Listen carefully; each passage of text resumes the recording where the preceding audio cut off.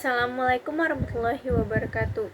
Izin memperkenalkan diri, nama saya Erlinda Dini Putri dari kelas manajemen 22A dengan NPM 2241141. Di video kali ini saya akan membahas tentang segmenting, targeting, positioning atau biasa disebut dengan STP analysis. Dalam sebuah bisnis, kita harus memiliki yang pertama segmentasi pasar. Segmentasi pasar itu apa sih? Membagi pasar menjadi segmen yang lebih kecil sesuai dengan kebutuhan, karakteristik, atau perilaku berbeda yang mungkin memerlukan strategi pemasaran yang terpisah. Segmen pasar terdiri dari sekelompok pelanggan yang memiliki sekumpulan kebutuhan dan keinginan yang serupa atau sama.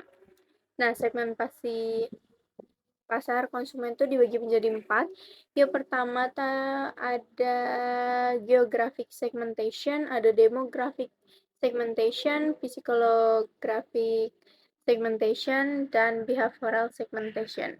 Basis for segmenting customer market. Yang pertama ada geographic, bisa dilihat dari politik, agama, dan populasi.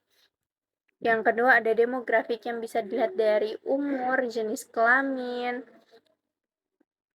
dari tingkatan, lalu suku, terus status, dan family size itu seperti ada golongan kaya, lalu ada yang golongan medium dan miskin. Nah, ada juga lifestyle. Yang ketiga ada social class, yaitu pekerjaan, edukasi, dan pemasukan. Dan yang terakhir ada psikolografik. Yang pertama dari gaya hidup dan personality. Sebagai seorang market, kita dapat menentukan segmentasi dari pasar berdasarkan salah satu faktor tersebut. Biasanya marketer segmentasinya pasarnya berdasarkan umur, gender, pekerjaan, penghasilan, personality, atau gaya hidup. Segmentasi berdasarkan perilaku consumer, yang pertama itu ada shopping behavior, product consumption behavior, dan customer predisposition. Nah, segmentasi pertama ada psikografi, yaitu ilmu yang menggunakan psikologi dan demografi untuk lebih memahami konsumen. Yang di dalamnya seorang marketer membagi pembeli ke dalam kelompok yang berbeda atas dasar gaya hidup, kepribadian, atau nilai. Behavior segmentation, yaitu memberi pembeli menjadi beberapa kelompok berdasarkan pengetahuan, sikap, penggunaan, atau tanggapan mereka terhadap suatu produk. Variabel perilakunya kesempatan, manfaat, status pengguna, tingkat pengguna, status loyalitas terhadap siapa pembeli, dan sikap atau attitude. Contoh segmentasi. Contohnya itu segmentasi perempuan di Indonesia. Yang pertama ada high flyer dengan 3,6%, yaitu perempuan yang lebih memilih untuk mengejar kemapanan materi, namun cenderung mementingkan diri sendiri. Yang kedua ada selebriti dengan 9,2%, yaitu perempuan yang fokus untuk mengejar prestasi dan ketenaran, namun cenderung mementingkan diri sendiri. Yang ketiga ada socialite dengan 13,3%, yaitu perempuan yang fokus untuk mengejar prestasi dan ketenaran serta memiliki kepedulian tinggi yang buat orang lain.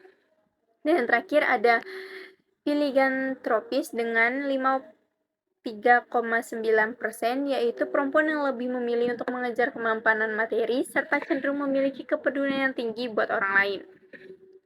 Nah, selanjutnya ada segmentasi pasar yang efektif. Yang pertama terukur, yaitu ukuran daya beli dan profil segmen dapat diukur. Kedua, dapat diakses, segmen pasar dapat dijangkau dan dilayani secara efektif. Yang ketiga, substansional, yaitu segmen pasar berasal dari cukup menguntungkan untuk dilayani. Yang keempat, dapat dibedakan. Segmen dapat dibedakan secara konseptual dan merespons secara berbeda terhadap elemen dan program pemasaran yang berbeda. Selanjutnya dapat ditindaklanjuti, yaitu program yang efektif dapat dirancang untuk menarik dan melayani segmen. Target pasar. Proses mengevaluasi daya tarik setiap segmen pasar dapat memiliki suatu atau lebih segmen suatu untuk dimasuki. Target pasar. Sekumpulan pembeli yang memiliki kesamaan pada kebutuhan atau karakteristik umum yang dipilih oleh suatu perusahaan dapat dilayani sebagai target penjualan. Lalu ada market positioning atau posisi pasar, yaitu tindakan merancang penawaran dan citra perusahaan untuk menempati tempat yang berbeda di benak target pasar. Penentuan posisi membutuhkan penentuan kerangka acuan dengan mengidentifikasi target pasar dan persaingan, serta mengidentifikasi titik perbedaan yang ideal. Cara memilih dan menerapkan strategi positioning, yaitu mengidentifikasi keunggulan kompetitif yang kemungkinan diferensiasi kompetitif. Kedua, memilih competitive advantage yang benar. Yang ketiga, mengkomunikasikan secara efektif dan menyampaikan posisi yang lebih pilih di pasar. Selanjutnya ada differentiation dan positioning. Mengidentifikasi serangkaian kemungkinan keunggulan kompetitif untuk membangun posisi dengan memberikan nilai superior dari produk differentiation, service differentiation, channel people differentiation, image differentiation. Memilih competitive advantage harus seperti yang pertama important. Nilai pembeda harus memberikan manfaat yang sangat berharga bagi target pembeli. Kedua, distinctive atau khas, di mana kompetitif dapat menawarkan perbedaan dari perusahaan kita dapat menawarkan cara yang lebih istimewa. Yang ketiga, superior. Perbedaan lebih unggul daripada yang lebih di mana pelanggan mungkin jika memperoleh manfaat yang sama. Keempat, ada communicatable. Nilai pembeda harus dapat dikomunikasikan dan terlihat oleh pembeli. Yang kelima ada preventif. Pesaing tidak dapat dengan mudah menyalin perbedaan. Yang keenam ada affordable, yaitu pembeli harus mampu membayar hal yang berbeda. Yang terakhir ada profitable, yaitu perusahaan dapat memperkenalkan perbedaan dari segi profitnya. Oke, sekian dari saya. Saya akhiri. Wassalamualaikum warahmatullahi wabarakatuh.